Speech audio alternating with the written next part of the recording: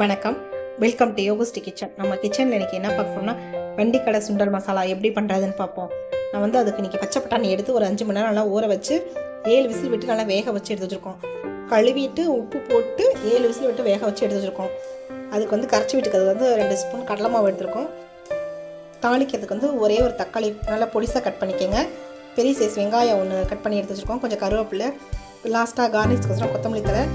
இதுக்கு வந்து இடித்து போட்டுக்கிறதுக்கு வந்து ஒரு பச்சை மிளகாய், 2 பூண்டு, ஒரு 1/4 சைஸ்க்கு இஞ்சி எடுத்து வச்சுருக்கோம். இது 3 நல்லா கோர்ஸாக இடிச்சுக்கலாம். ஃபஸ்ட்டு பூண்டு, இஞ்சி, மிளகாய் இது 3 போட்டு நல்லா கோர்ஸாக இடிச்சுப்போம். நல்லா இந்த அளவுக்கு கோர்ஸாக இடிச்சுக்கோங்க. இந்த அளவுக்கு இடிச்சுக்கலாம். இப்போ வந்து ஒரு கடாய் வச்சு கொஞ்சமாக எண்ணெய் சேர்த்துக்கோங்க. நல்லா ஒரு ஸ்பூன் எண்ணெய் சேர்த்துங்க.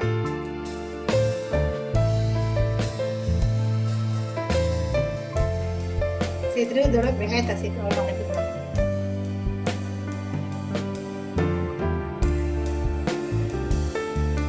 இதோடய தக்காளி சேர்த்துக்கணும். லைட்டாக கண்ணாடி பார்த்து வெங்காயம் வதக்கினா போதும். ரொம்ப நேரம் வதக்கணும் அவசியம் இல்லை. இதோடய வந்து இடிச்சு விட்ட இஞ்சி, பச்சை மிளகாய் இந்த பேஸ்ட்டை சேர்த்துக்கணும்.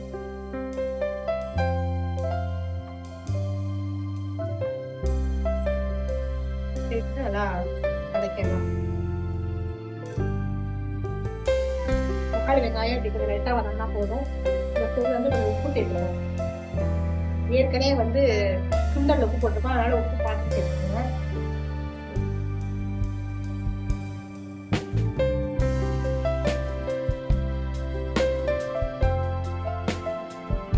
இப்போ வந்து வேக வச்ச பட்டாணியை வந்து சேர்த்துப்போம். இதோட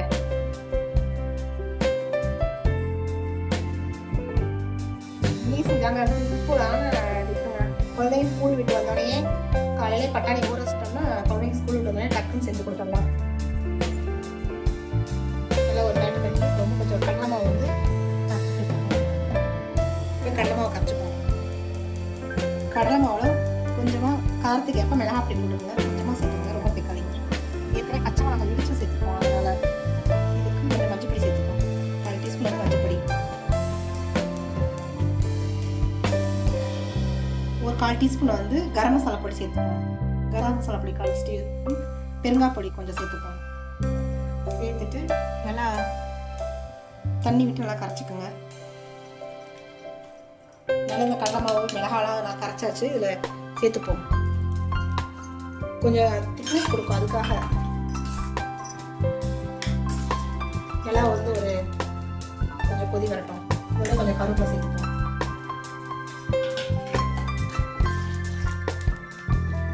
நல்லா அப்படி இப்படி ஒன்றும் அதிகமாக சுண்டலை வச்சுட்டுங்க. அப்போ தான் கொஞ்சம் நல்லா டேஸ்ட்டாக இருக்கும். கடலை மாவோடைய பச்சை வாசனையாக நல்லா போயிடுச்சுங்க. இந்த ஸ்டேஜில் வந்து கொஞ்சமாக கொத்தமல்லி தழை தூவிப்போம். கொஞ்சம் கொத்தமல்லி தழை, கொஞ்சம் லைட்டாக கேரட் துருவிப்போம். அவ்வளோதான், ஸ்டவ் ஆஃப் பண்ணிடுவோம்.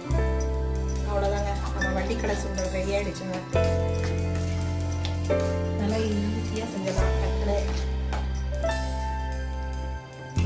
நல்லா இப்படி ஒரு பவுலில் போட்டு குழந்தைங்களுக்கு நல்லா கேரட்டு, பச்சை வெங்காயம் இதெல்லாம் போட்டு கொடுங்க. நல்லா விரும்பி சாப்பிடுவாங்க.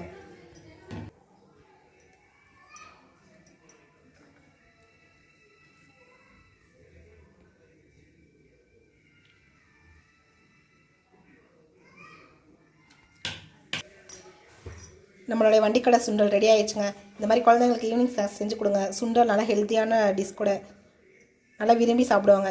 கடலை மாவு வந்து ஆப்ஷனல் தான். உங்களுக்கு விருப்பம்னா சேர்த்துக்குங்க. இல்லைன்னா பொட்டுக்கடலை மாவு கூட நல்லா நைஸாக பொட்டுக்கடலை ஓட்டி கரைச்சிட்டு சேர்த்துக்கலாம். உங்களுக்கு இந்த வீடியோ பிடிச்சிருந்தா உங்கள் லைக்கும் கமெண்ட்ஸும் எங்களுக்கு போஸ்ட் பண்ணுங்கள். எங்கள் சேனலை மறக்காமல் சப்ஸ்கிரைப் பண்ணி வச்சுக்கோங்க. கண்டிப்பாக செஞ்சு சாப்பிட்டு பாருங்கள். சூப்பராக இருக்கும். தேங்க்யூ.